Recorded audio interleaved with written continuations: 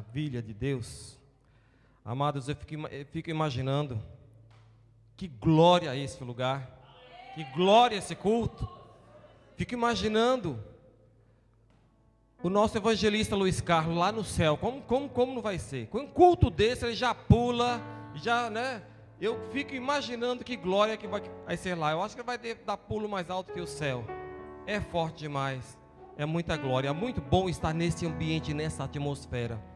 Mas eu quero desejar que nessa noite, a paz de Cristo, essa paz que você está sentindo agora, neste ambiente festivo de culto ao Senhor, permaneça no seu coração, e que você possa sair desse culto nessa noite, mais edificado ainda.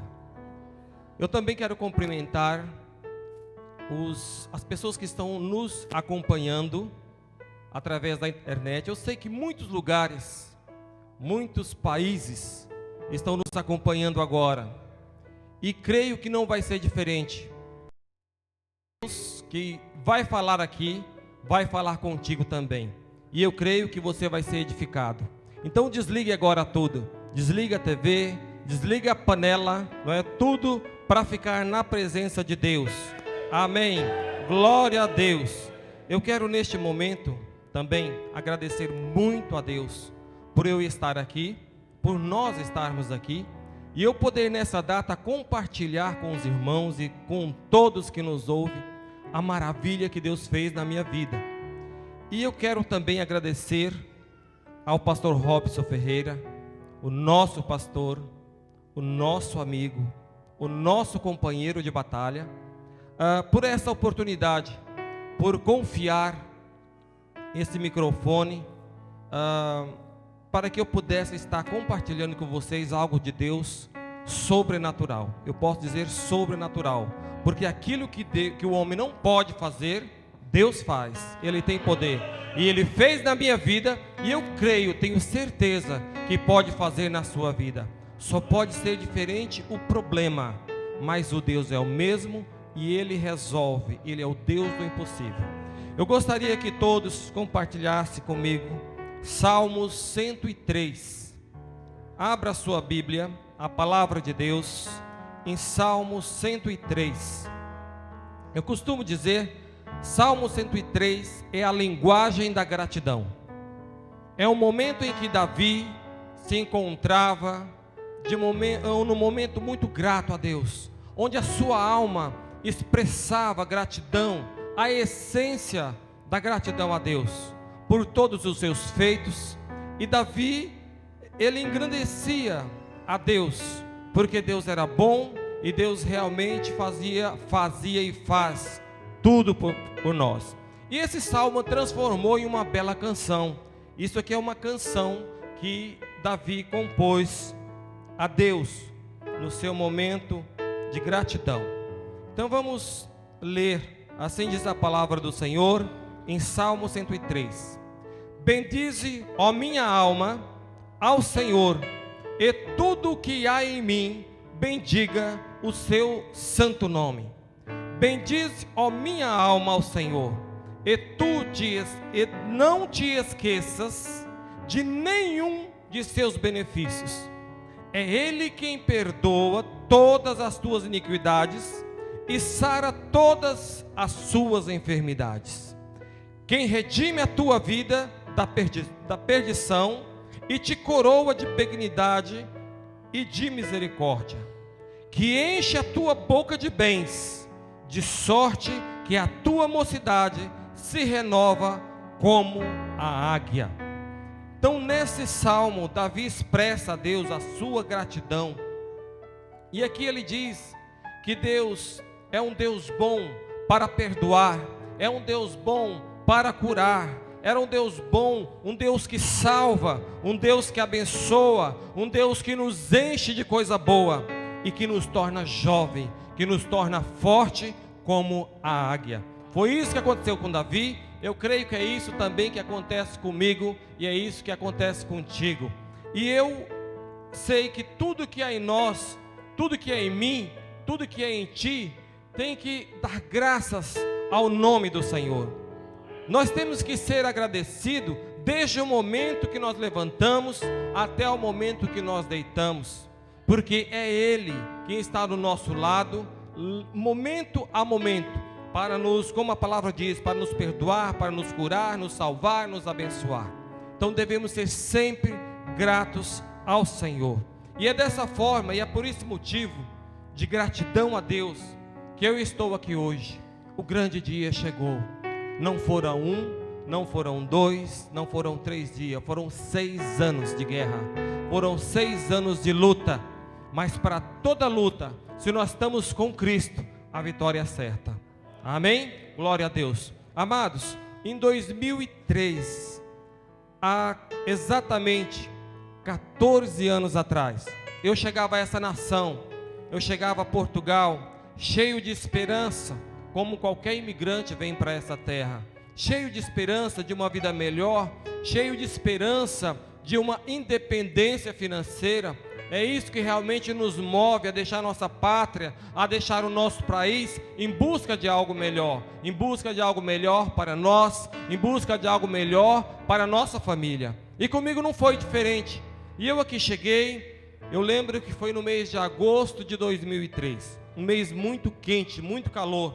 Naquele mês eu lembro que em toda a Europa morreram 2.500 pessoas pelo calor, entre crianças e idosos, que não resistiam àqueles dias tão quentes aqui nesse continente.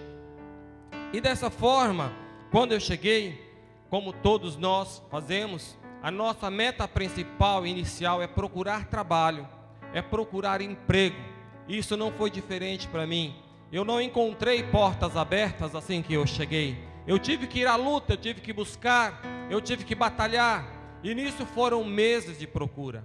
E eu lembro que em tudo isso que eu procurei, vivia em Lisboa e procurava trabalho em muitas empresas, principalmente restaurantes, que era o ramo, a atividade que era mais fácil. Eu era gerente financeiro em uma grande empresa no Brasil, mas eu sabia que vindo para cá eu não ia continuar na mesma profissão. Então eu chegando aqui eu procurava serviços em restaurante. E em tudo que eu procurei, algo me chamou a atenção. Um restaurante que eu cheguei para procurar trabalho.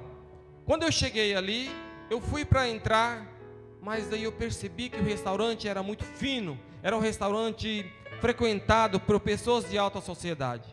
E eu entretanto, cheguei à porta, tinha uma pessoa com muita finésima na porta. Eu nem sequer só cumprimentei e voltei. Fiquei com receio de entrar, porque era um lugar muito fino. Eu falei, não, isso não é para mim.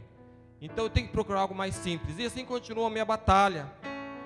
E entretanto, passaram-se alguns anos, arranjei trabalho, vários trabalhos.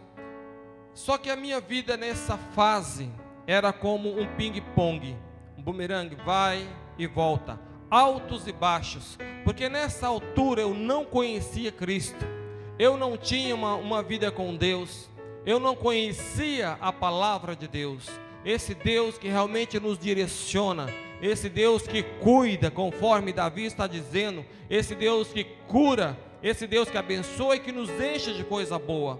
Ele já existia, só que eu não estava com meu coração aberto para receber. Eu não estava disposto a seguir o que a tua palavra, que a palavra dele diz, andai nos meus caminhos. Eu não sabia nada disso. Então a minha vida estava realmente em uma situação muito difícil. Eu sei que passaram longos anos nessa vida, arranjava trabalhos bons, ganhava dinheiro. Agora imagina o que é você colocar uma areia na peneira. Aquilo entrava da mesma forma que entrava, saía e não ficava nada. E essa vida demorou alguns anos, de 2003 a 2008. E em 2008, eu estava ainda nessa situação, e eu lembro que eu vivia em uma república, porque nessa altura eu ainda não estava vivendo com os meus filhos, porque eu sou separado da mãe dos meus filhos. E entretanto, eu vivia em uma república com várias pessoas, e naquele local eu passei mal. Eu passei mal um dia e, entretanto, sofri um desmaio e me levaram para o hospital. Toda a gente pensava, como eu, que era apenas um cansaço, um desgaste, que era apenas algo que realmente passageiro, nada sério. E eu fui para o hospital. E, entretanto, naquele hospital, eu cheguei com muita dor de cabeça, com muita febre, as febres mais altas que um ser humano pudesse resistir. Eu tinha naquele momento muita dor nas costas, pernas e tudo. E entrei para aquele hospital, já toda a gente muito preocupado. Por quê? Não era tanto pelo problema. A preocupação maior é porque ninguém conseguia descobrir qual era o problema. Então aquilo foi medicado com doses altíssimas de medicamentos diversos que poderia existir, e nada fazia parar aquela dor ou cessar aquele sofrimento que eu estava passando. Era algo muito intenso. E aquilo cada vez mais, antes era um médico, depois já era 2, já era 3, já era 4. Eu lembro que já tinha 5 a 6 médicos para discutir a situação. E ninguém conseguia chegar a uma solução. Pode ser isso. Era feito exames diversos. Eu tinha que sair do hospital em Lisboa para ir em outros hospitais com equipamentos mais sofisticados para que tentarem saber o que eu tinha. E entretanto, ninguém descobria. E se passaram nessa semana coisas terríveis dentro do hospital. Em uma semana. Eu lembro que foi um dia, 2 dias, 3 dias, e a fadiga, meu corpo já não resistia. Eu já estava em ponto. Cada dia que passava era uma entrega. Cada dia que passava eu sentia que eu ia me desfalecendo, porque as minhas forças iam se esvaindo, ia esgotando. E ali naquele lugar eu pude contemplar várias pessoas partindo, várias pessoas que realmente também sofrimento naquele leito de morte, não resistiam. Amanhecia, deitava, mas no outro dia eu só via as pessoas arrumando para levar para o cemitério. E era uma situação um bocado constrangedora. Eu confesso que eu nunca tinha passado por isso. E teve um dia, já no 4º, 5º dia, já não lembro, eu presenciei o Senhor que estava do meu lado, o seu último fôlego de vida. O seu último, é triste você ver que é o último suspiro. E naquele momento, a filha dele, que é uma doutora, uma pessoa de alta sociedade, entrou e só segurou na mão dele e só me disse: foi-se. E a filha teve, ainda bem que ela chegou no momento, foi o último suspiro. E eu, naquele sofrimento que eu já não estava mais resistindo àquilo tudo, eu cheguei a pensar, eu poderia ser o próximo. Eu já estava torcendo, porque eu estava numa situação onde já, olha, de 2003 a 2008, nessa vida de altos e baixos, que parece que nada dava certo. Quando eu pensava que estava certo, agora consegui um emprego, consegui até um emprego numa multinacional dos Estados Unidos, então estava, achando que tinha, agora vai, de repente, nada acontece. Então, por isso tudo, e agora por cima, num leito de hospital, sem esperança de vida, porque chega um ponto que você perde, porque quem não tem Deus perde a esperança, mas quem tem Deus sabe que a nossa esperança está no Senhor, e Ele, a palavra final é dele, nós sabemos disso. Aconteça o que acontecer, a palavra final é de Deus, e nós sossegamos e esperamos com paciência. Mas acontece que eu não sabia disso. Então eu estava naquele hospital, e eu lembro que depois de sofrer muito, e até desejar a morte, porque realmente foi isso que aconteceu, eu lembro que foi numa sexta-feira, já no sexto, 7º dia, à noite, já era quase meia-noite, começou a apagar as luzes do hospital, tudo ficar silêncio, e eu pensando, meu Deus, mais uma noite, e eu aqui agora vou ficar a noite inteira olhando para esse teto, que eu já sabia, né? É com quem eu conversava a noite toda, porque para mim não existia ninguém mais além do teto. E eu estava ali meia-noite, e de repente eu pensei comigo: Senhor. E naquele momento, aliás, tinha uma televisão ligada, e eu vi naquele lugar uma pessoa que falava alguma coisa. Então eu aumentei, e era uma senhora contando um testemunho do que Deus tinha feito. A minha vida era assim, depois é assim. E eu, entretanto, aí parece que caiu uma ficha. Mesma coisa, parece que eu vi até o barulho da ficha caindo. Falei: Deus, nossa, mas como eu não pensei nisso? Eu pensei comigo: como eu não pensei nisso, Deus? Naquele momento eu pensei: Deus, se tu foi capaz de fazer isso nessa vida, faça na minha também. O que precisa para que tu faças na minha também? Só falei isso. Olha como a oração pode ser feita de qualquer forma. Nós não precisamos de palavra bonita para chegar diante de Deus. O que Deus quer é um coração sincero, um coração contrito, um coração que quando fala com Ele, fala com verdade, em espírito e em verdade. Essas simples palavras, nem foi bem uma palavra, foi pensamento para Deus: faça na minha vida. De repente, eu não lembro mais o que aconteceu. Eu não sei se eu dormi, não me pergunta, não sei. Eu só lembro que no outro dia pela manhã, já era 9 horas da manhã, quando uma enfermeira mexendo no meu braço para tentar me acordar, que eu nem queria acordar mais também, que já estava, não é, há vários dias num sofrimento. Eu nem queria acordar, não conseguia acordar. Ela me acordou para medir tensão, já medindo tensão, medindo febre, e ela medindo e me disse: é lá, senhor Geraldo, a sua febre, a sua tensão está como de um bebê. Isso está tudo regularizado, não dá para entender? Senhor Geraldo, sente alguma coisa, dor de cabeça? E eu, não estou sentindo nada. Na verdade, eu tinha até esquecido. Eu tinha esquecido que eu estava com dor de cabeça. Se ela não me falasse, eu não ia lembrar. Falei: mas é mesmo, eu estava com dor de cabeça. E ela medindo, a tensão estava normal, 12/8. Ela ficou assustada, porque já estava uma semana. Eu lembro que ela largou tudo, e de repente, nem 5 minutos, estava ela com um dos médicos que compunha aquela equipe médica. E ela estava ali, e ele começou a fazer pergunta, tal: Seu Geraldo, consegue sentar? Eu: não consigo. Mas eu já consegui. Eu não tinha nada. Só como eu estava habituado a estar deitado, a não conseguir mover, eu nem, né? Não, ainda dói. Eu fui sentando, fui levantando. Eu falei: não, mas espera lá, não me dói. Eu já não tenho dor. Eu já não tenho. Vê se consegue levantar. Eu fui.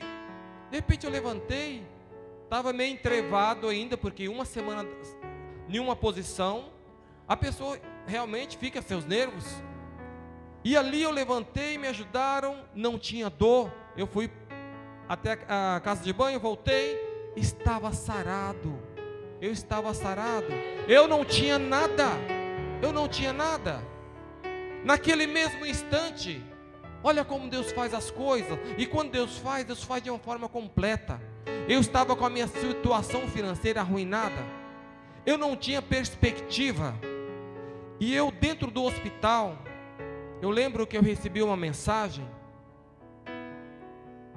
onde eu vivia, que eu tinha que desocupar o lugar, porque sabiam que eu não tinha realmente condições de pagar. Eu estava no hospital.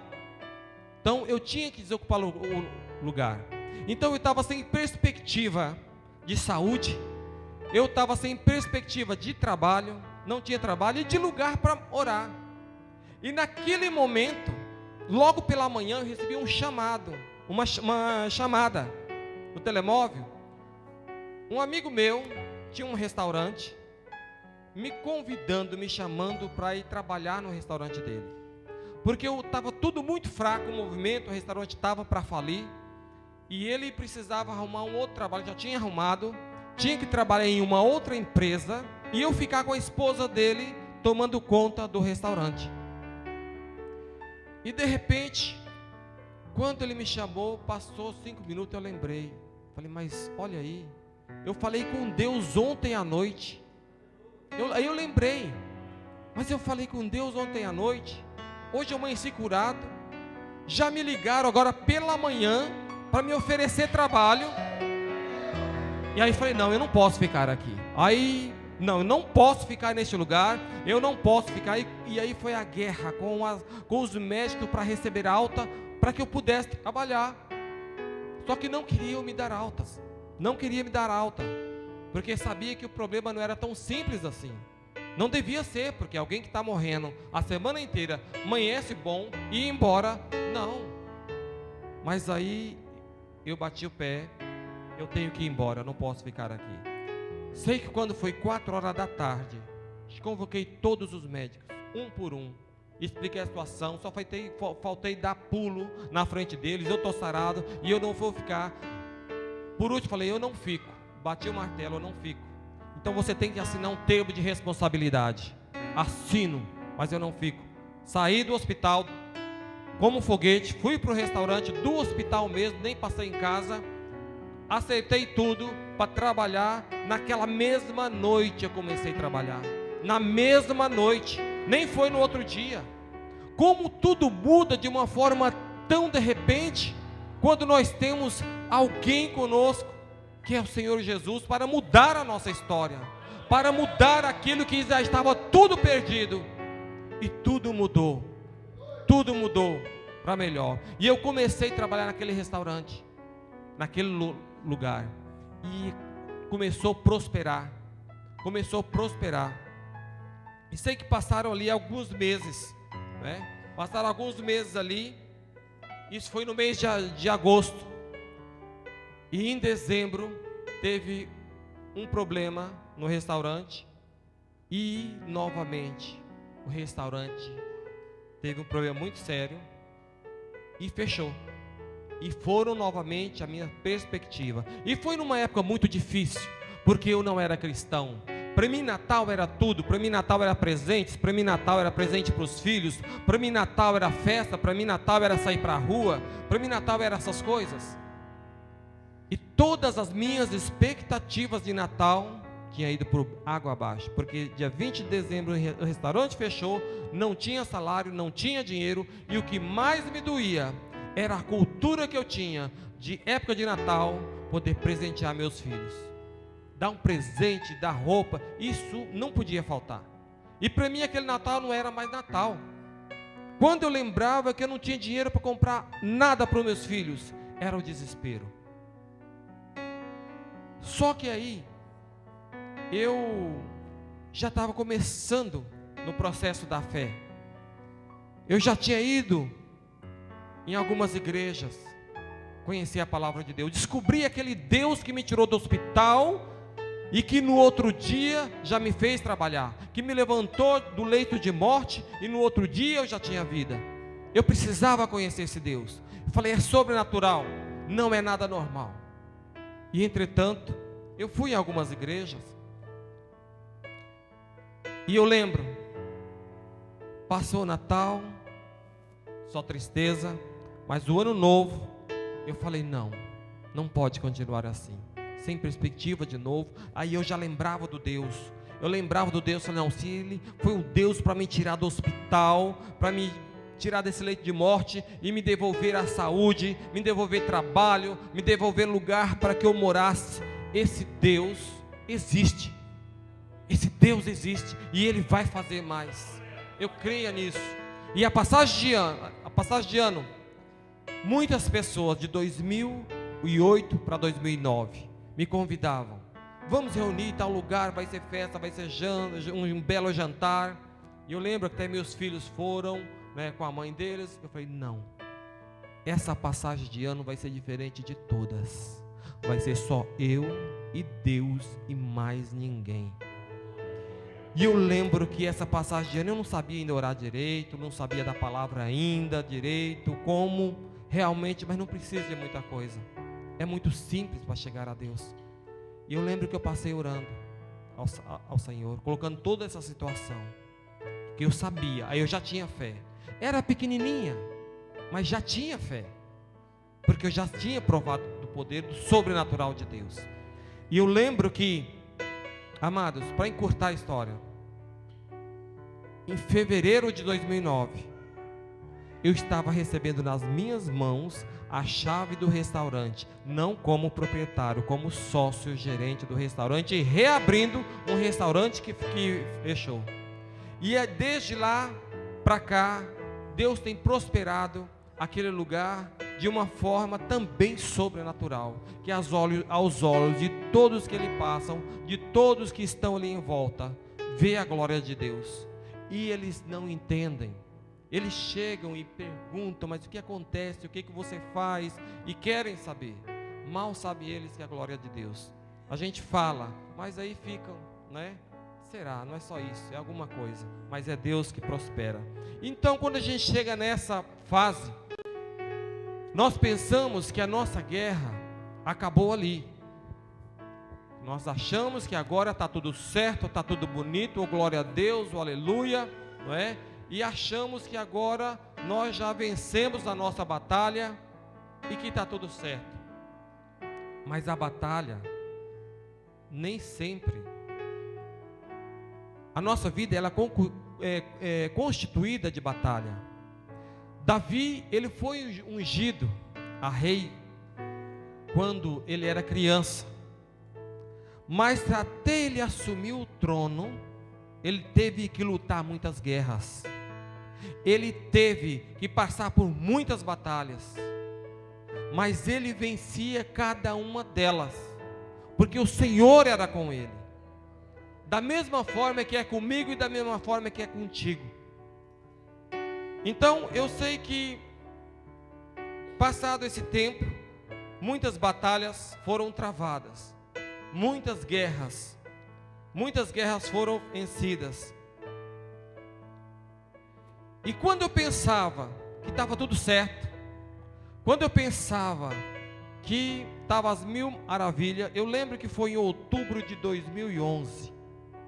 Outubro de 2011, eu tive novamente um mal-estar. E eu fui ao hospital.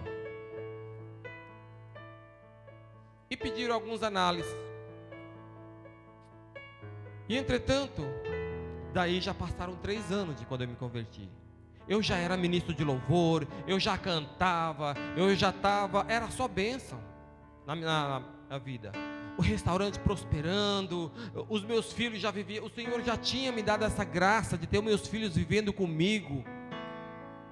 Era tudo maravilha, e eu ali adorando a Deus no ministério de louvor, era bênção. Em 2011, quando eu estou para receber aquele resultado das análises que eu havia feito, eu achei estranho, porque geralmente era um médico só quando eu entrei naquela sala tinha vários médicos, tinha médico não sei do que, médico de infecciologista, tinha psicólogo, era muita gente. E quando eu entrei, eu já me assustei, falei, mas o que passa? E aí já vieram com aquela conversa mansa e tal, e conversando e tal, como que eu estava, o meu estado, se eu vivia com alguém, se eu estava, né, para tentar saber o meu lado psicológico. E a notícia que me deram logo a seguir é que eu estava com o vírus HIV. Aquilo é um baque, é uma sentença de morte. Não é fácil, não é fácil, principalmente para quem não tem a fé alicerçada no Senhor. Não é fácil você receber uma notícia, você está com HIV. HIV mata. Aliás, não o vírus HIV em si, eu corrijo, o vírus HIV não mata, ele não mata. O que ele faz é sugar, destruir todas as nossas defesas do nosso organismo, permitindo para que qualquer infecção possa nos tirar a vida. É como se tivesse aqui na minha frente uma barreira de guardas, segurança, e tivesse um inimigo que vem em minha direção. O HIV ele mata tudo isso que aqui está, me deixando livre à mercê dos nossos inimigos. E entretanto, quando eu recebi aquela notícia, eu até pensei, naquela hora, eu quis me desesperar, mas eu pensei, não, eu sou crente.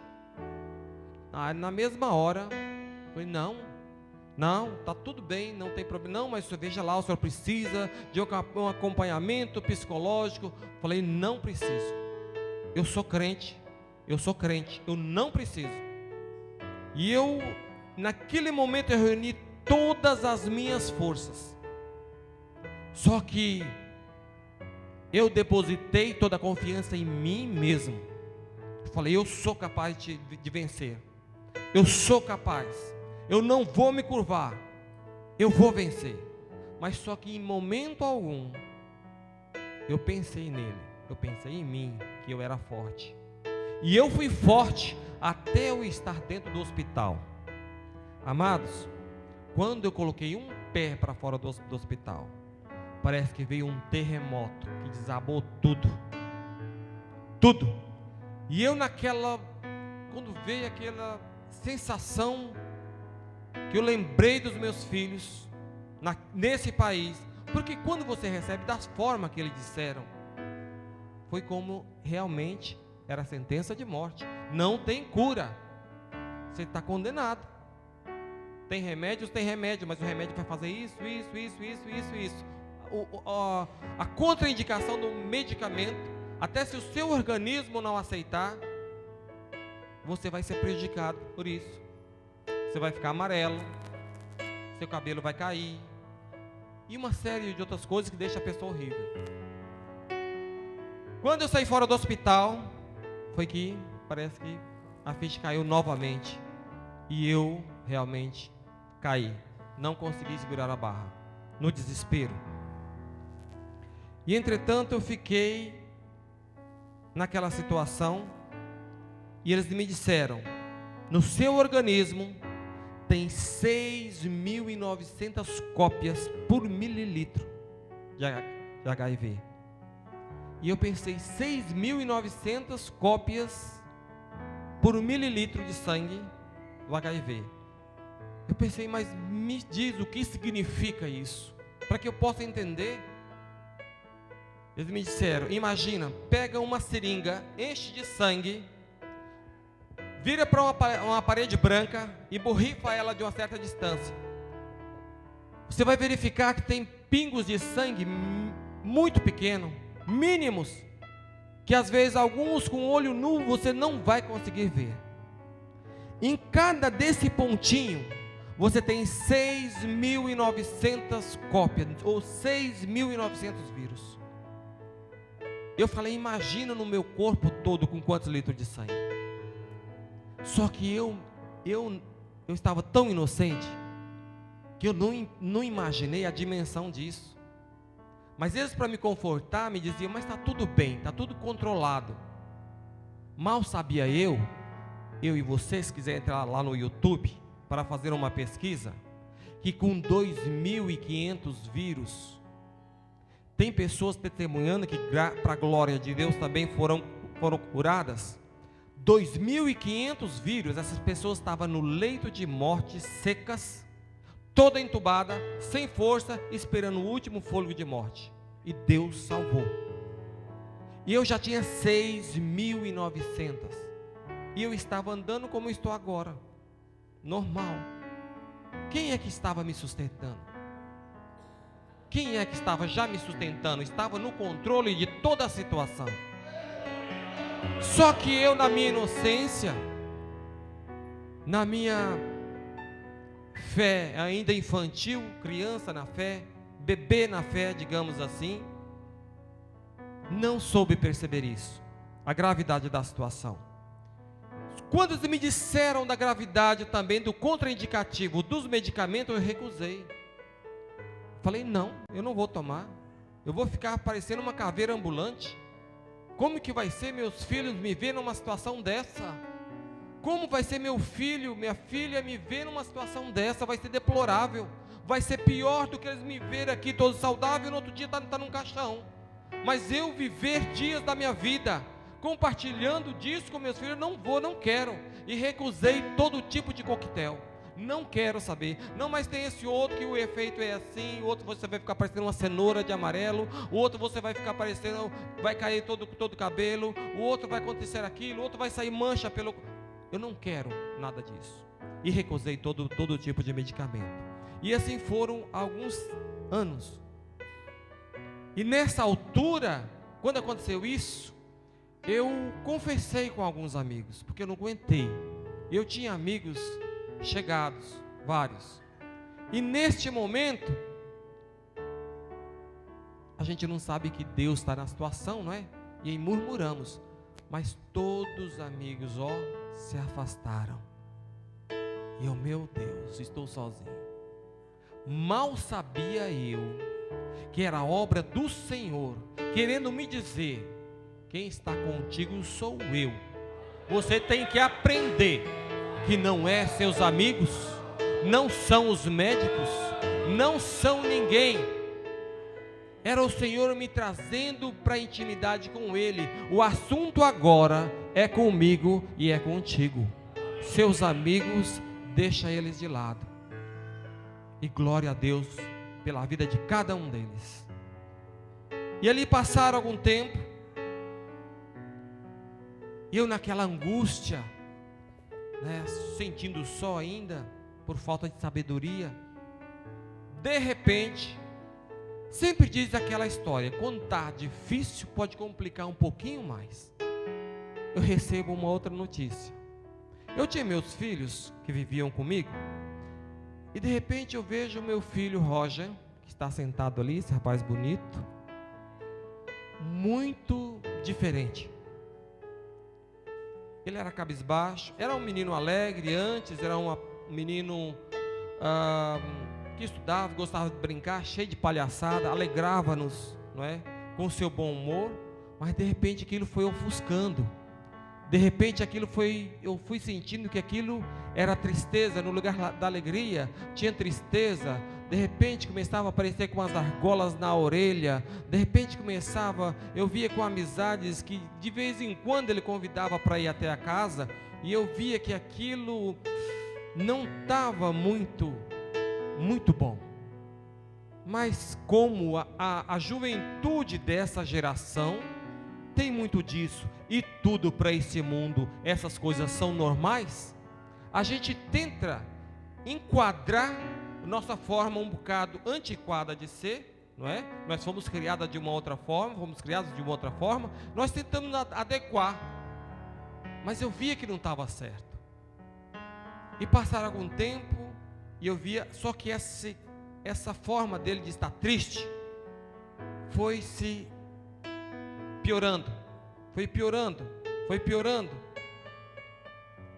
E ele estando infeliz, e eu com o meu problema, não podia compartilhar com ele muitas vezes a situação, e perguntava para ele: está tudo bem, mas não estava nada bem. Eu sentia isso, mas ele nunca se abria comigo para se falar da sua situação, se calhar até querendo me poupar, porque sabia que eu já estava carregando uma carga muito pesada, e ele não se abria, era muito fechado. E até um dia eu descobri que ele estava envolvido com drogas. Aquilo para mim foi outro baque. Já estava ruim, ficou pior. E ali tomou-se de mim um desespero muito grande. Falei: não, isso não. Tudo pode difícil nas nossas vidas, mas quando toca nos nossos filhos, nós realmente nos transformamos. E eu desesperado, não tinha com quem falar, não tinha ninguém por perto, não é? Sobre a situação, até conversava por alto com aqueles amigos mais chegados, eles chegavam, né? Davam um conselho e tal, mas a gente não, faltava algo mais. O amigo tentava, alguns, que eu também não trouxe esse assunto muito. E entretanto, eu sei que chegou um dia, eu estou saindo do restaurante, 2h da manhã, e sopra aquela voz: tu não vai conseguir. Saia agora do restaurante, vá na estação de Passo d'Arcos, estação de comboio, e se joga na frente do trem, do comboio. Mas tu tem que ter coragem para isso. E olha, eu já era crente. Mas ser crente e ser convertido tem uma diferença muito grande. Ser crente e acreditar que é um Deus poderoso, que você pode contar com Ele na alegria e na dor, é diferente. E entretanto, aquela voz era mais forte do que eu. E eu saí 2 horas, em vez de pegar o caminho de casa, falei, eu vou para esse lugar. E saí. Sentido, quem conhece Carlos Sodré, que vai para Passos d'Arcos, na Marginal. Ao chegar em Alcântara Terra, do lado esquerdo tem um lugar muito bonito, aqueles restaurantes chiques, à beira-rio. E como era noite, falei, mas a essa hora não tem comboio, caiu a ficha. Falei, mas que negócio é esse? Eu falei, não, eu tenho que pelo menos conhecer, mas essa voz é muito forte. E quando eu vejo aquele lugar bonito, eu falei, eu vou estacionar aqui, no outro dia pela manhã, 7 horas da manhã, lá estou eu. Sei que eu entrei naquele estacionamento lindo em frente ao rio. Não sei como que eu parei o carro, que eu não lembro. Não lembro dessa parte. Só lembro quando eu falei, eu vou ficar aqui, não lembro mais nada. Não sei se eu cheguei, quem que levou o carro, não lembro de nada. Só lembro, no outro dia, 2 horas da tarde, eu cozinhando dentro do carro. De tão calor que estava. O carro abandonado em um lugar onde já não tinha mais ninguém. E eu ali dentro daquele sol, ensopado de suor, porque estava muito calor. E entretanto, quando eu acordei, eu falei, onde eu estou? Aí que eu reconheci o lugar, o que eu estou fazendo aqui, 2 horas da tarde. Olhei para o telemóvel, já não tinha bateria, porque tanta gente ligar, e a notícia correu em Lisboa que eu tinha sumido. E entretanto, quando era 2 horas da tarde, só que eu não lembrei dessa voz, não lembrei o que eu ia fazer. Entrei no carro, falei, mas o que eu estou fazendo aqui? E voltei para casa. Quando eu estou chegando em casa, eu lembrei da voz, mas era para mim fazer isso. E retornou toda a minha memória. Só que eu já estava em casa. Já era no outro dia, quase 3 horas da tarde. E foi uma situação muito difícil para mim conviver com a sensação de ser capaz de fazer isso. Depois veio um sentimento de culpa, de remorso. Chegou a tal ponto que eu me afastei de tudo, ministério de louvor, da obra, e fiquei desesperado. Peguei tudo que eu tinha de ministério de louvor, que eu sempre fui uma pessoa organizada, com pasta de louvor. Peguei tudo e fui para o monte. Eu continuava atribulado. E cheguei no monte e entreguei, Senhor, está aqui. Eu não quero mais, eu não vou estar em cima. E vozes de pessoas crentes a me dizer no meu ouvido, como você tem coragem de estar em cima do altar, com um problema desse e com uma família destruída, você é separado, como você tem coragem de fazer uma coisa dessa? E eu peguei tudo, fui para o monte e entreguei tudo nas mãos do Senhor. Pior coisa que eu fiz, já não cantava. Quando eu resolvi pedir perdão, que eu caí na consciência e voltar a fazer, já não tinha a mesma voz, tinha que começar do zero. E nesse sofrimento todo, um dia, eu fui convidado pelo irmão Wagner, muito aqui conheceu, para conhecer a DEF. Quando eu estava no pior estágio da minha vida, eu creio que até bem pior do que eu estava antes, quando eu fui curado. Uma situação muito difícil. Amados, eu sei que com um testemunho desse é difícil dar glória a Deus, não é? Porque é luta, é guerra, é tristeza, é triste um ser humano viver sem poder desfrutar do reino dos céus na terra. Assim estava eu. E quando eu cheguei na ADEF, na igreja ADEF, na igreja velha, velha não, porque ela não era velha, era linda, era pequena, não é? A igreja antiga nunca foi velha. Entretanto, quando eu estou entrando no hall da igreja, eu senti que eu estava pisando tipo em nuvens. Para ficar mais fácil essa compreensão, imagina um colchão de ar, uma bolha de ar. Tenta se equilibrar nessa bolha de ar, você não consegue. Você pisa, aquele afunda, você fica desequilibrado. Eu estava assim, eu chegava até, e quando eu estava chegando, uma irmã me cumprimentou com umas palavras: seja bem-vindo. Quando ela me tocou, nossa, eu senti que algo do pé à cabeça ficou diferente. É como se eu tivesse vida, é como se eu tivesse ali força. Eu senti força. Um simples seja bem-vindo. Olha o que significa uma palavra apenas com unção. A diferença na vida que faz de quem está realmente não digo derrotado, mas quem está realmente moído. E quando eu entrei na igreja, eu fiquei, sabe quando você fica bobo assim, a olhar? Onde eu estou? Que lugar? Aquela sensação. Gente, por Deus, eu não estou aumentando nada, porque na palavra de Deus não podemos aumentar e nem diminuir nada. E quando eu vim para esse altar, eu vim convicto, e minha oração ao Senhor: Senhor, não deixe que eu fale nada que não for do Senhor. Até porque eu vim um pouco preocupado. Eu vim para cá preocupado. Falei: Senhor, como vai ser? Lá naquele altar sobe só homem de fogo. Luiz Carlos entra lá, aquele fogo todo. Entra lá João Paulo com aquela autoridade. Jonatas cheio de graça. Tanta gente. Romeu, quando entra lá, é bênção pura. E eu, sabe o que o Senhor disse para mim? Tu tem que estar lá, porque quem vai falar sou eu. Aleluia, glória a Deus. E é por isso que eu creio. Então, dessa forma eu cheguei na ADEF. E ficava olhando tudo aquilo. Tudo era diferente. Era tudo novo.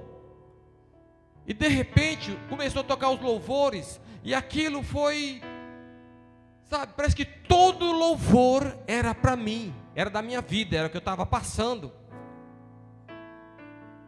E eu, que era uma rocha, que não sabia, eu não sabia o que era chorar, que era rocha mesmo. Eu sofria ali. Eu desabei a chorar.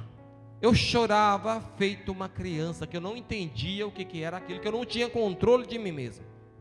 Mas aquilo era o Espírito Santo entrando, era o Espírito Santo renovando, era o Espírito Santo tirando todo o resquício do pecado, tirando tudo aquela podridão, limpando as gavetas da minha alma, para que Ele pudesse realmente colocar algo novo, pudesse trazer vida, pudesse trazer paz e pudesse trazer esperança.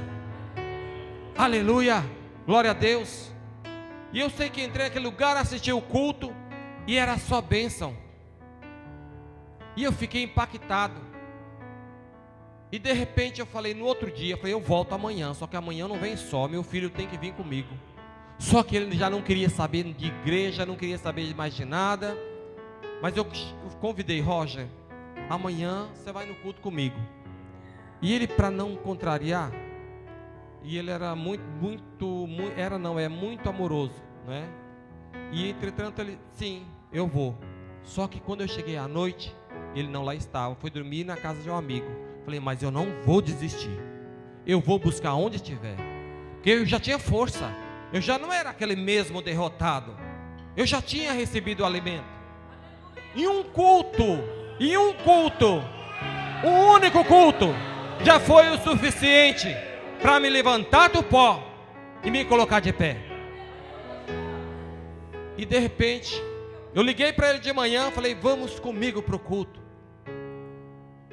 E ele, com aquela voz, disse: não, eu não estou em casa, mas eu passo aí. Não, mas eu estou de short. Vai de short mesmo. Como que eu vou para a igreja de short? É de dia, é de manhã, combina. Culto de manhã com short tem tudo a ver. Vamos embora. E aí de repente, ainda falei para ele: se fosse à noite, mas é de manhã, vamos assim mesmo. E ele veio, mas veio daquele jeito, amarrado, né? Tipo assim, só que ele não queria me contrariar de forma alguma. Ele não queria, então veio porque eu vim. Só que mal sabia eu que quem estava fazendo tudo isso era o Espírito Santo. Aleluia! Quando ele chega na igreja de manhã, estava aquela bênção toda, né? Fogo para todo lado. E o pastor no final do culto convidando quem queria entregar Jesus. Eu nunca esperava qualquer pessoa, mas não esperava essa atitude do meu filho, porque realmente eu via que ele era um crente, mas não tinha ainda fé para isso, confesso. De repente, chegou o irmão nas costas dele. Nunca esqueço isso. O Senhor está falando contigo. O irmão não terminou de falar as palavras, ele caiu em pranto. Quando eu li, até assustei. Falei, o que está acontecendo com ele? Ele caiu em pranto, se entregou a Jesus, naquele momento de corpo e alma e coração. Foi bênção pura, foi fogo puro aquele dia. Muitos aqui estavam naquele culto e lembram. E de repente, ali mesmo ele já pediu para ser batizado. Já foi na outra semana, foi tudo muito rápido o processo dele de conversão na palavra de Deus. Eu recebi essa vitória em nome de Jesus. Mas não parou por aí, porque eu tinha minha filha também, que estava ainda em Lisboa, né? Vivia também comigo, e também não estava muito aí nos caminhos do Senhor. Juventude, 13 anos, difícil de lidar, muito geniosa, e queria copiar todas as modas que via no mundo. Tudo era bonito, tudo era encantador. E eu via minha filha caminhar em passos largos para lugar de destruição que nenhum pai gostaria de ver. Eu via isso com os meus olhos, e hoje eu entendo. Eu não tinha o conhecimento da palavra do Senhor, mas o Espírito Santo já me colocava e me mostrava. Se continuar assim, vai chegar assim. E eu ficava realmente em uma situação difícil. E entretanto, eu lembro que eu vindo para a DEF, eu procurei o pastor Robson. Falei, não, isso não é possível, eu tenho que conversar com esse pastor. Eu tenho que conversar com ele. Eu resolvi. O meu filho se entregou ao Senhor aqui, é aqui que eu vou ficar. Não me interessa, porque eu estava em Lisboa orando ao Senhor. Senhor, me mande para algum lugar que eu possa viver intensamente o que a tua palavra diz. Intensamente. E quando ele me trouxe para cá, eu entendi. E eu falei, nem que eu tenha que andar esses 40 quilômetros todos os dias, mas eu vou ficar aqui. E procurei o pastor. Entretanto, quando eu marquei um gabinete com ele, amados, foram 5 horas de gabinete, longos. Eu falei, eu vou me derramar para esse homem, de frente, para trás, tudo. E realmente, rasguei o meu coração. E ele só me ouvia. Tinha hora que ele, calma.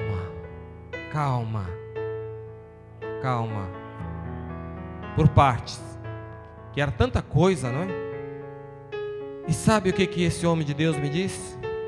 No final de tudo, ele bateu e disse, a partir de hoje, seus problemas são meus problemas, as suas guerras são as minhas guerras, as suas batalhas são as minhas batalhas. Aleluia! Eu nunca tinha ouvido isso de ninguém. Nunca tinha visto de um amigo, de um pai, de ninguém, de um irmão, de sangue. Alguém que ia lutar as minhas guerras, que estava interessado em lutar comigo as minhas guerras. Aquilo me impactou. E o melhor de tudo, eu vi olho no olho e sinceridade nas palavras. Eu senti firmeza. E entretanto, em agosto de 2013, eu mudei para Castanheira. Saí de Lisboa e morei para Castanheira do Ribatejo, 40 quilômetros de distância.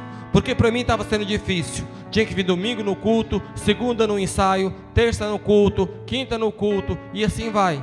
Era dispendioso para mim, e às vezes cansativo. E foi a melhor decisão que eu tomei para a minha vida. Melhor decisão. Quando eu fui mudar para cá, muitas pessoas diziam: vai para a fazenda, o que tu vai fazer naquele lugar? Tu tem negócios aqui, tu tem um restaurante, tu tem vida, todos os teus filhos estudam. Eu não ouvi nada. Eu só pensava: eu prefiro ouvir a voz de Deus. E foi a melhor decisão. Mudando para aqui, veio inicialmente o meu filho viver comigo. Minha filha ficou em Lisboa ainda com a mãe dela, mas estava numa situação muito difícil. E chegou um momento também que eu tomei uma decisão. Falei: não vou deixar minha filha se perder. Pelas conversas, pelas amizades, eu via cada vez pior. Eu vou lutar. E cheguei para ela e falei: olha, a partir de amanhã, nem foi amanhã, foi hoje, né? A partir de hoje, você está vindo viver comigo e eu estou indo te buscar agora. Mas eu estou estudando. Cancela a matrícula. Mas cancela tudo. Mas eu tenho que fazer aquilo. Não ia, já não vai mais. É agora, arruma a mala. Arruma a mala. E aí virou aquele chororô. Era a mãe chorava para um lado, era a filha chorava para outro. E eu tive que ir para a escola lutar pela vaga para trazer transferência. A escola não queria aceitar aqui, porque já estava no meio do ano, não tinha como fazer transição mais, não dava tempo, ela ia perder o ano.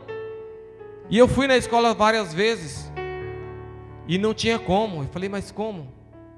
Aí eu falei: eu vou tirar assim mesmo da escola. Quando eu fui tirar da escola lá, disseram: não, se o senhor tirar, o senhor tem que se preparar para um processo disciplinar. Nós vamos colocar um processo no senhor, porque sua filha de menor não pode ficar sem estudo.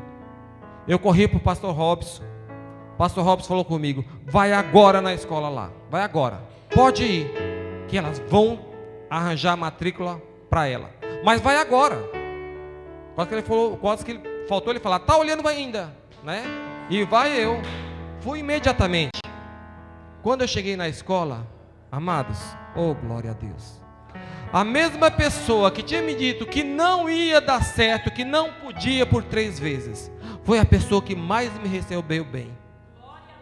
E outra, eu não tratei na secretaria, eu não tratei com funcionários, eu tratei diretamente com a diretora no seu gabinete. E fui tão bem recebido que ela só faltou me estender um tapete vermelho. E ainda deu bem-vindos por vir morar na Castanheira. Foi coisa assim tremenda que eu fiquei sem entender. Sei que eu trouxe ela para cá. E entretanto, a partir daí, era só bênção, era só vitória. Meus filhos vivendo comigo, não é? Nós sabemos que a conversão é um processo. E com a minha filha e com o meu filho não foi diferente. Nada mudou assim, da água para o vinho, de uma hora para outra. Foi um processo. Graças a Deus que o pastor Robson, a pastora Norma, para os meus filhos também são como pai. Tanto é que minha filha chama a pastora de mãe e o pastor de pai, e o considera como tal, que é o mais importante de tudo. Chamar qualquer pessoa pode chamar, mas considerar já é um pouco diferente. E entretanto, a pastora foi lapidando, não é? Com a palavra, não é? Sobre roupa, sobre forma de estar, de uma serva de Deus, de uma mulher virtuosa, como se comporta uma serva do Senhor, como se comporta uma mulher com compromisso na obra de Deus, né? E tudo, olha só para ver como que Deus, o Espírito Santo, age de uma forma sobrenatural em nossas vidas. Tudo que eu falava para minha filha, que era difícil ela aceitar, o pastor e a pastora, depois de algum tempo, falavam as mesmas coisas. O Espírito Santo foi trabalhando, era tudo como uma concordância. Eu falava alguma coisa, tinha rejeição. De repente vinha aqui numa pregação, o pastor pregava confirmando o que eu tinha dito em casa, e eu só analisava. Só que tinha aquele cuidado de não chegar e dizer: viu, eu te falei. Isso é a pior coisa que alguém pode falar para alguém. Isso é a pior coisa. Para quem diz, é uma autoafirmação, mas para quem recebe, é muito complicado. Então eu tinha o maior cuidado para não dizer, mas só observava. Eu falei, eu estou no caminho certo, já não estou sozinho, já tem mais 2 ou 3 comigo. E eu só fui vendo cada vez mais a prosperidade dos meus filhos na obra de Deus. Amém? Porque prosperidade é como foi dito aqui ontem, é uma vida com Deus, com certeza que vai morar no céu. E isso é prosperidade. Aleluia. E eu posso hoje dizer que eu sou próspero em nome de Jesus. Mas quando ainda estava com essa benção toda, aqui, já cantando no grupo de louvor, há pouco tempo, não é? Isso foi em 2014. Em uma análise, os médicos, e outra, durante 3 anos, o vírus ficou estagnado, não aumentou a carga viral, e isso indignava os médicos, porque eles não viam avanço do vírus, porque a intenção deles, se está progredindo, eu era obrigado a tomar o medicamento. Mas os vírus não cresceram, ficaram parados, não se reproduziam durante 3 anos. E entretanto, chegou um dia que eu assustei, a minha médica foi me atender com ar de felicidade. E ela disse, olha, senhor Geraldo, a sua carga viral aumentou para 10.000 vírus por mililitro, de 6.900 para 10.000. O senhor agora tem que começar a tomar o medicamento. E eu fiquei naquela indecisão, sem saber o que fazer. Falei, agora tem que ser. E comecei a tomar. Passaram-se 3 dias. A sensação era terrível. Meu estômago, tudo em mim rejeitava. Eu lembro que para me vir de Lisboa para trabalhar, eu não aguentava no final da noite quase ficar em pé. Para vir de Lisboa, eu tinha que vir já no desespero, dando tapa na perna para não cair. Aquelas coisas que a gente faz quando está no excesso do cansaço e de sono, de desgaste.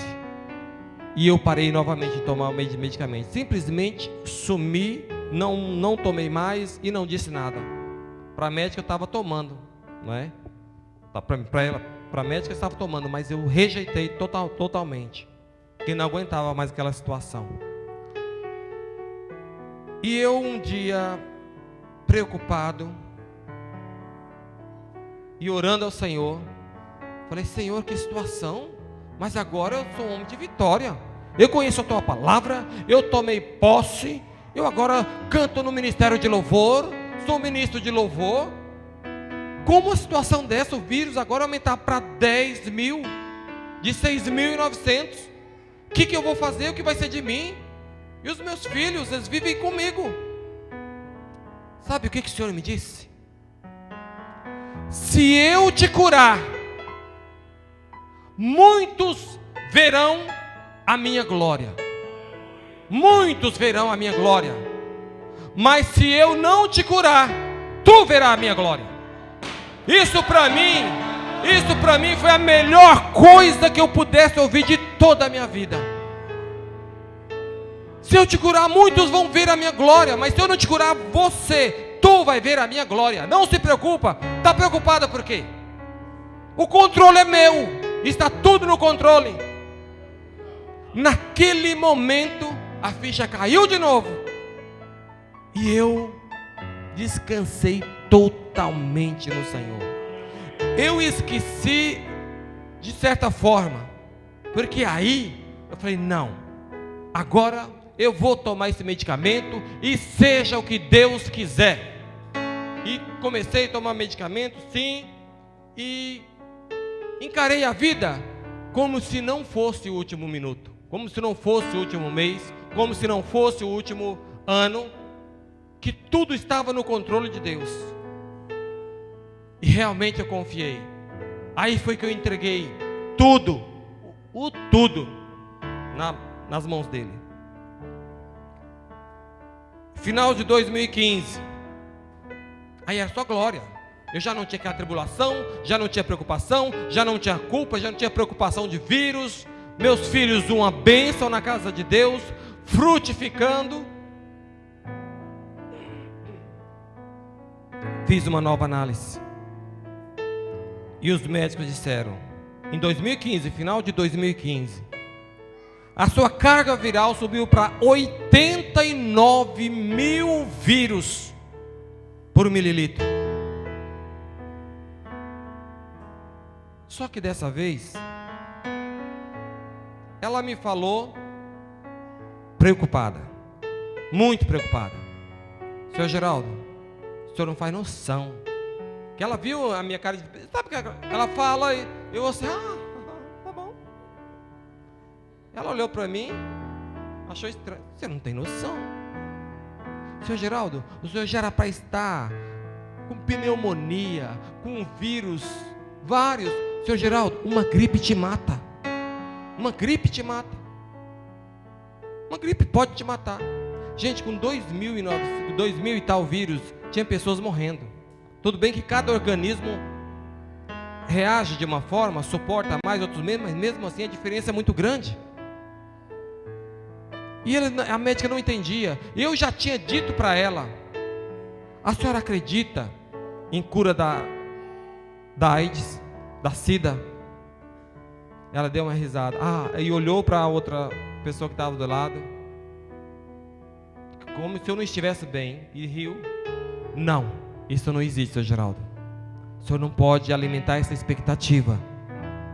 O senhor pode ter ouvido falar alguma coisa, alguém que quer te confortar, né, para um bom momento, para que o senhor continue, né, levando a vida de uma forma mais agradável, mas não alimente essas expectativas. Não faça isso.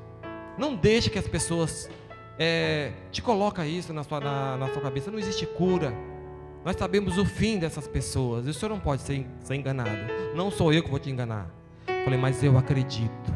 A senhora crê que ainda vai ter aqui uma análise como negativo? Ela riu de novo. Eu falei, mas eu acredito.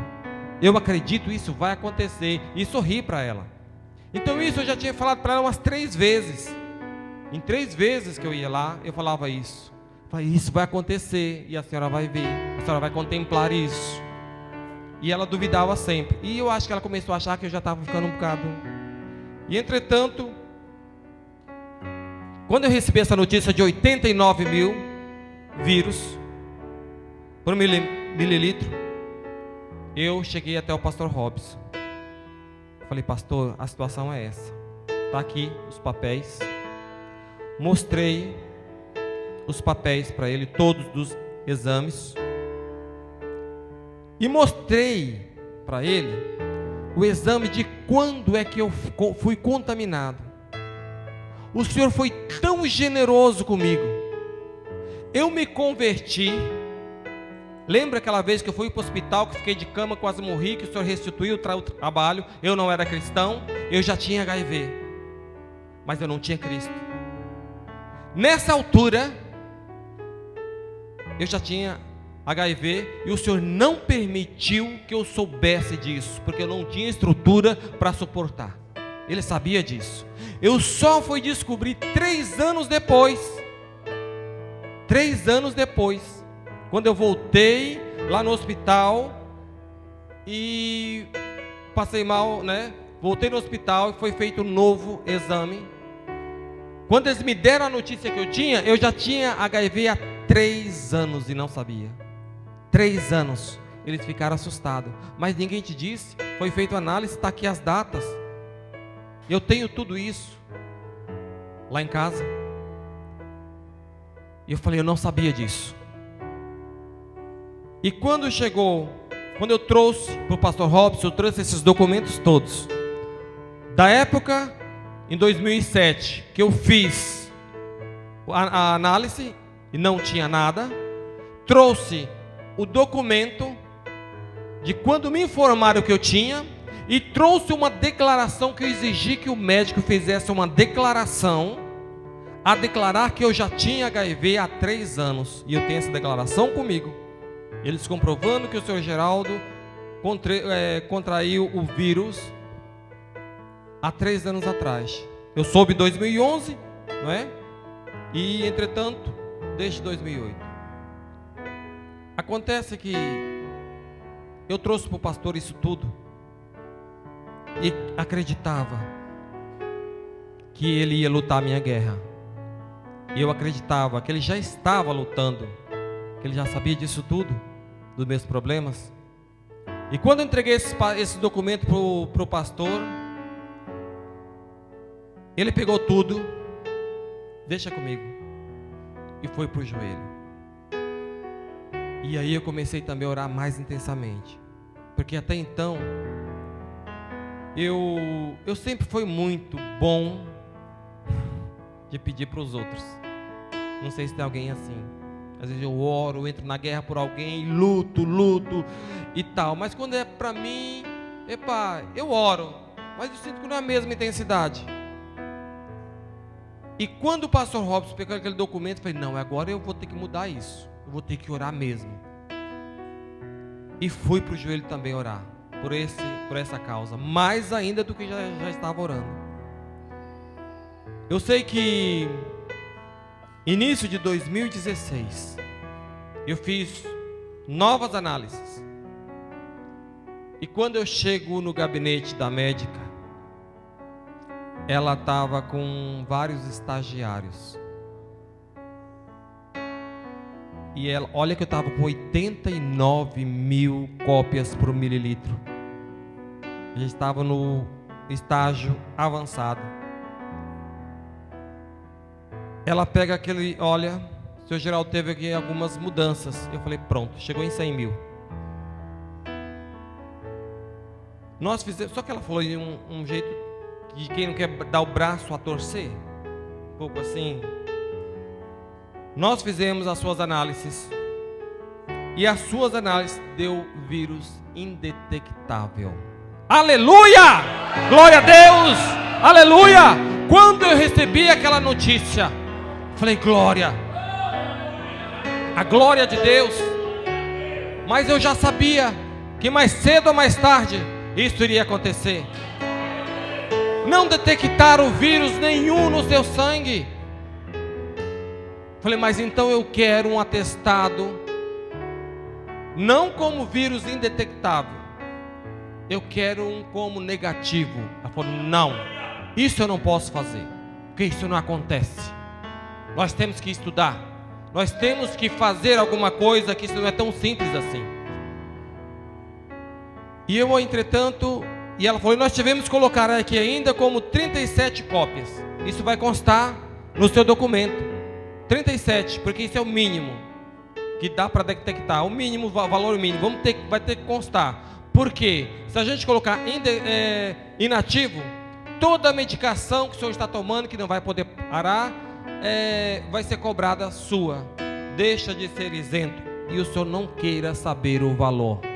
O senhor não vai, nem compensa o senhor quer saber quanto custa isso. O coquetel é caríssimo para o Estado. Só que ela sabe que não é o coquetel, porque elas têm muitos outros pacientes, inúmeros, com o mesmo medicamento, e nenhum teve esse resultado. Isso deixou ela intrigada, isso deixou ela curiosa, digamos assim.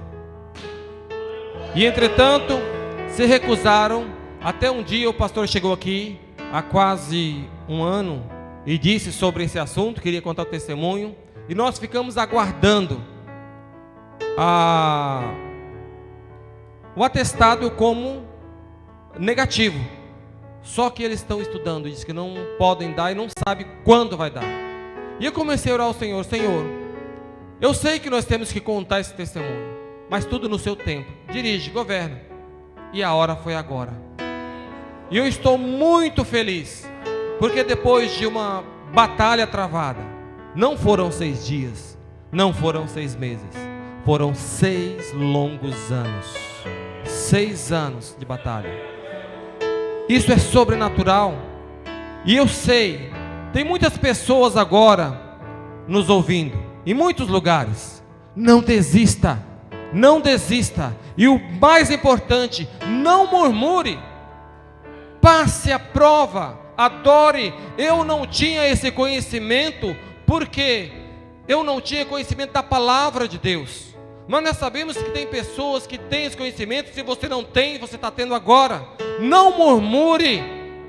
Quando estiver passando pela prova, adore ao Senhor, porque sabe que em todas as circunstâncias Ele está contigo. O Deus que fez o sobrenatural na minha vida, Ele é suficiente e capaz de fazer na sua também. Tem pessoas que têm problema com o filho. Não desista dos seus filhos. Não desista da sua família. Se você não está satisfeito onde está, venha para cá, porque aqui é a paz, aqui é a esperança para a sua família, aqui é a esperança para o seu filho, porque aqui existe um lugar que respeita a palavra de Deus, e o Espírito Santo de Deus governa com poder e autoridade. E eu quero neste momento agradecer a Deus por todos os seus grandes feitos. A minha alma se regozija tal qual como Davi diz na sua palavra. A nova tradução do Salmo 103, trazida para os dias de hoje. Ó Senhor Deus, que todo o meu ser te louve. Eu hoje vivo esse momento. O momento de adorar a Deus, de louvar a Deus o tempo inteiro. Grandes coisas Ele fez na minha vida. Eu hoje criei como hábito entrar no meu carro. Eu não consigo conduzir se não tiver um louvor. Meus filhos estão aí, sabem disso. Eu não consigo trabalhar se não tiver um louvor. E glória a Deus, porque muitos funcionários que entraram naquela casa hoje estão pregadores. Nós temos pessoas funcionárias que entrou a trabalhar comigo e era uma pessoa triste de se ver, com a sua forma de trajar, com a sua forma de pensar, de se conduzir a sua vida. Hoje está nos altares levando a pregação de Deus. Tem uma outra que está comigo até hoje. Eu estou tendo problema agora, porque ela se converteu e às vezes deixa de trabalhar para ir para a vigília. E glória a Deus por isso. O que eu vou falar? Aleluia.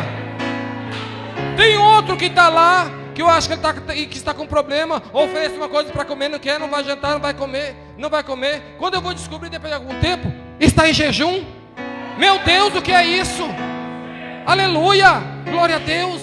O poder que o louvor tem em converter as pessoas, em levar vida e esperança, a verdadeira vida. É por isso que eu digo ao Senhor, que todo o meu ser te louve, mas é todo o meu ser, não é apenas os meus lábios. Que tudo que é em mim te adore e te louve, e em todo o tempo que eu louve o santo Deus com todas as minhas forças. Que todo o meu ser louve o Senhor e que eu não esqueça nenhuma das suas bênçãos. Será que você pode contar todas as bênçãos que eu tenho feito por você?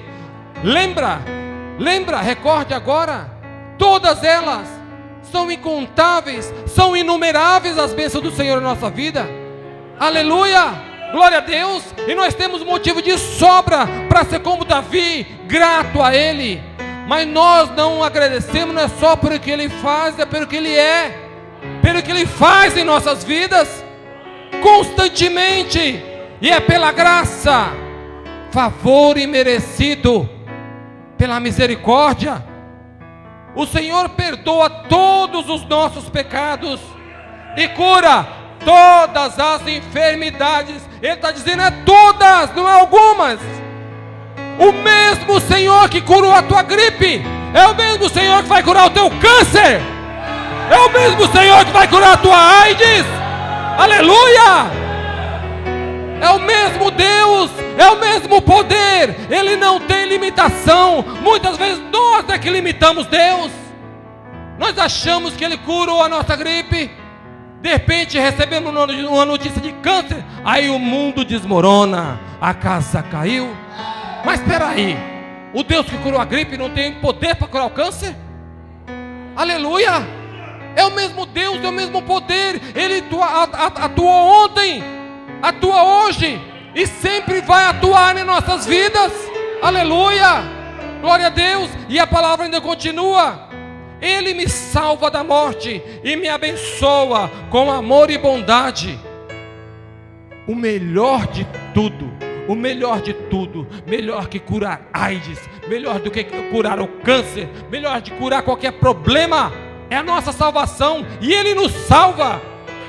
Ele nos salva, porque onde nós vamos morar, não há tristeza, não há dor, não há doença, não há AIDS, não há câncer, não há nada. É só alegria e adoração o tempo todo. Glória a Deus por isso. Aleluia, aleluia. Ele enche a minha alma com muitas coisas boas. Será que o Senhor tem feito alguma coisa de bom para você? Para e pensa. Para e pensa do momento que você acorda até que você deita. Será que Ele te livra de alguma coisa? Aleluia, o tempo todo. Se os nossos olhos carnais conseguissem ver os espirituais, as batalhas travadas ao meu e ao seu favor, você estava prostrado de joelho, adorando com a cara no pó o tempo todo. Aleluia, oh aleluia. E ainda fala, para concluir essa palavra: e assim eu continuo jovem e forte como a águia. Aleluia! Aleluia! Como a águia, jovem e forte. Aleluia! Quem é que nos proporciona isso? Aleluia! Meus amados, aleluia! Aleluia! Esse é o Deus que nós servimos. Esse é o Deus que nós servimos. Aleluia! É maravilhoso. É um privilégio ter um Deus assim. É um privilégio ter um Deus tão grande. É um privilégio. E mais que tudo isso, Ele é fiel. Ele é fiel para cumprir infinitamente mais do que você pode imaginar. Eu posso cantar com minha alma aberta. Oh, aleluia! Aquilo que parecia ser impossível, hoje eu sou um milagre. Aleluia! Aquilo que parecia impossível, aquilo que parecia não ter saída. Aleluia! Aquilo que parecia ser minha morte, mas Jesus mudou minha sorte. Eu sou um milagre. Eu sou um milagre. Aquilo que parecia impossível, aquilo que parecia não ter saída, Ele mudou tudo isso.